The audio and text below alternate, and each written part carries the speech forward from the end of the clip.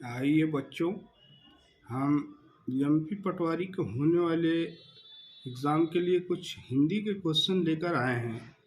इसको आप सॉल्व करेंगे तो आपका उत्साहवर्धन होगा। और कुछ इम्पोर्टेंस क्वेश्चन मैं लेकर हाजिर हुआ हूँ, इसको आप निश्चित रूप से सॉल्व करिए और निश्चित ही आपको एग्ज़ाम में इसका रिजल्ट मिलेगा। हिंदी के कुछ क्वेश्चन हैं, उसे हम सॉल्व करवा रहे हैं। जैसे कि नंबर 1 पर है, स्वर सहित व्यंजन है। स्वर सहित व्यंजन इनमें से कौन है? नंबर 1 क, दूसरा है ला हलंत लगा हुआ है, तीसरा ई है और चौथा ये म लिखा हुआ है, हलंत लगा हुआ है। तो इसमें कौन सा क्वेश्चन का उत्तर होगा? तो इसमें नंबर 1 का जो है वो आपका सही उत्तर होगा। और दूसरा क्वेश्चन है, जिन वर्णों का उच्चारण नाक तथा मुख से होता है उसे क्या कहते हैं? अनुस्वार या अनुनासिक या अयोगवाह या अंतस्थ कहते हैं। तो हाँ बच्चों, इसको बताइए कौन सा होता है जिन वर्णों का उच्चारण नाक तथा मुख दोनों से होता है? ऐसे शब्द जो होते हैं वो अनुस्वार कहलाते हैं। ये आपका सही होगा।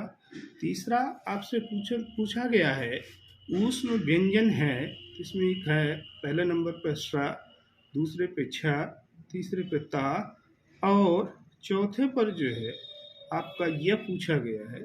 तो इसमें आपको बताना ऊष्म व्यंजन कौन सा है। तो आप ऊष्म व्यंजन जो है बताइए, स नंबर का जो है ऊष्म व्यंजन है। तीसरा है तत्सम शब्द है। तो तत्सम शब्द इसमें से कौन सा है? आग, बरसात, इच्छा और मिर्सा। तो आप जो है इसमें मिर्सा पर टिक लगाइए, यही तत्सम शब्द है। तद्भव शब्द आगे क्वेश्चन में पूछा है कि तद्भव शब्द है, इसमें बताइए कि तद्भव कौन है? अग्नि, कृषि, तृण और डंडा। इस प्रकार से डंडा शब्द जो है ये आपका तद्भव शब्द में आएगा। फिर पूछा है आगे, वर्तनी की त्रुटि से अर्थ में क्या आता है? अगर वर्तनी की त्रुटि है तो उसके अर्थ में क्या हो जाता है? अर्थात उसके अंत में समानता रहती है या अंतर आता है, या अंतर आता है या भेद। तो इसकी जाहिर सी बात है कि उसके वर्तनी की त्रुटि होगी तो उसके अर्थ में अंतर आ जाएगा। इस प्रकार से बच्चों आप इन क्वेश्चनों को सॉल्व कीजिए। और अगला क्वेश्चन आपको देते हैं, बाण का पर्यायवाची शब्द है। तो बाण का पर्यायवाची शब्द इसमें से क्या है? प्रसून, तीर, अंबक या तुधान। अर्थात इसमें हमने देखा कि जो तीर शब्द है ये बाण का पर्यायवाची शब्द है। आगे है, जिसकी 4 भुजाएं हैं उसे क्या कहते हैं? बहुभुज कहेंगे या चार भुज कहेंगे या चतुर्भुज कहेंगे या चतुरानन कहेंगे? तो जिसकी 4 भुजाएं होती हैं उसे हम आसानी से जानते हैं कि उसको हम चतुर्भुज कहते हैं। समास होता है। और अगला शब्द है, लौट कर आया हुआ व्यक्ति के लिए कौन सा शब्द इस्तेमाल किया जाता है? इसको आप बताइए। प्रगत, प्रत्यागत, आगत, स्वागत। तो ये शब्द होगा प्रत्यागत। आप इसको अच्छे से याद करिए और जानिए, एग्जाम में ये क्वेश्चन आने की संभावनाएं हैं। देवर्षि का संधि विच्छेद क्या होगा? देव प्लस ऋषि, देव प्लस अर्षि, देव प्लस ऋषि, देव प्लस ऋषि। अर्थात इसमें जो शुद्ध है वो देव प्लस ऋषि ही है जो शुद्ध है। अगला क्वेश्चन है, रक्षक का विलोम शब्द है। तो आप बताइए रक्षक का विलोम शब्द क्या होगा? जैसे कि लिखा हुआ है रक्षा, दूसरा है राक्षस, तीसरा है कवच और चौथा है भक्षक। ध्यान दीजिए, रक्षक का विलोम पूछा गया है तो वो शब्द होगा आपका भक्षक। आइए ती प्रत्यय से बना शब्द ढूंढते हैं। ती प्रत्यय इनमें किसमें लगा हुआ है, उसमें वही शब्द बताने हैं जिसमें ती प्रत्यय का प्रयोग हुआ है। शक्तिशाली, शक्ति, शक्तिपूर्ण और शक्तिपूर्ण। तो अर्थात शक्ति में हमारा जो है लगा हुआ है ती प्रत्यय। अगला क्वेश्चन की तरफ हम बढ़ते हैं। अगला क्वेश्चन आपका दिया हुआ है, देवासुर में समास बताइए। देव प्लस असुर से बना हुआ शब्द है, अर्थात इसमें दीर्घ संधि है, लेकिन समास पूछा है तो समास इसमें द्वंद्व होगा। देव और असुर ये शब्द बने हुए हैं, अर्थात हम जो है कह सकते हैं कि द्वंद्व समास है। और अगला क्वेश्चन जो है, सिर से पैर तक मुहावरे का क्या अर्थ है? इसमें लिखा पूरा शरीर चर्चा चलाना, बहस छिड़ना आदि से अंत तक। तो आप अच्छे से जानिए कि जो वो है वो आदि से अंत तक यही सही है, इसमें सिर से पैर तक। फिर शासन का शुद्ध रूप है, तो शासन जो है गलत लिखा हुआ है, इसको आप बताना है कि इसका शुद्ध क्या होगा। तो आप जानिए शासन का शुद्ध जो है शासन होता है। फिर आप आगे देखते हैं, वीर तुम बढ़े चलो, धीर तुम बढ़े चलो, सामने पहाड़ हो कि सिंह की दहाड़ हो, इसमें कौन सा रस है। तो जैसे कि पंक्तियां पढ़ने से ही हमें किसी युद्ध या किसी का सामना करने की का बोध हो रहा है, इसमें जाहिर सी बात है कि ये वीर रस का उदाहरण है। आगे देखिए, रहीमन पानी राखिए बिन पानी सब सून, पानी गए न उबरे मोती मानुष चून। इसमें अलंकार आपको बताना है, संदेह अलंकार, उपमा अलंकार, रूपक अलंकार और श्लेष अलंकार।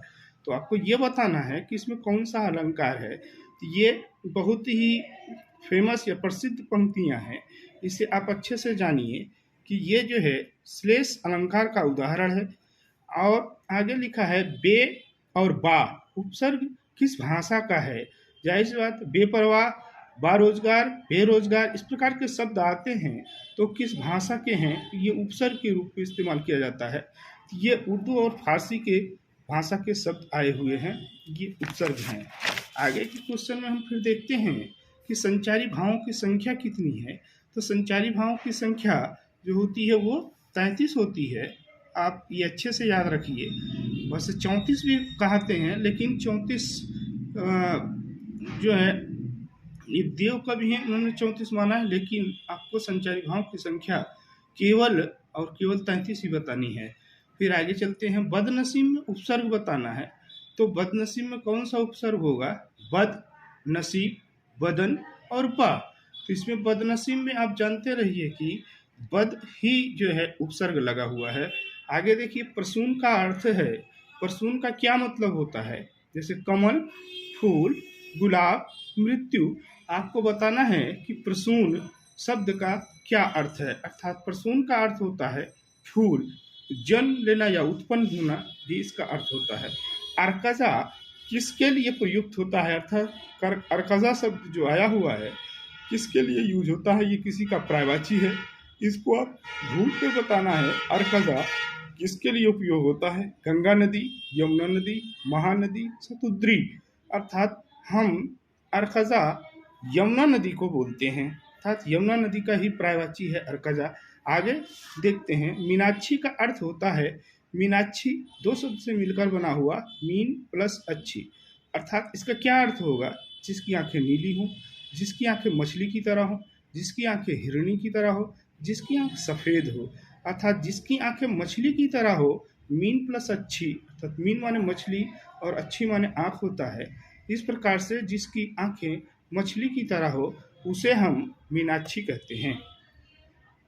आगे की क्वेश्चन, हाँ दोस्तों, बस यहीं तक था क्वेश्चन। आप इसमें से कितना क्वेश्चन कर पाए हैं, या किसी क्वेश्चन में आपको डाउट है, आप नहीं समझ पाए हैं, उसके लिए मुझे कमेंट या मैसेज करें। ये खास करके एमपी पटवारी एग्ज़ाम जो होने वाला है उसके लिए दिया गया है, इसको आप अच्छे से सॉल्व करिए और इस चैनल को आप लाइक और सब्सक्राइब ज़रूर कीजिए।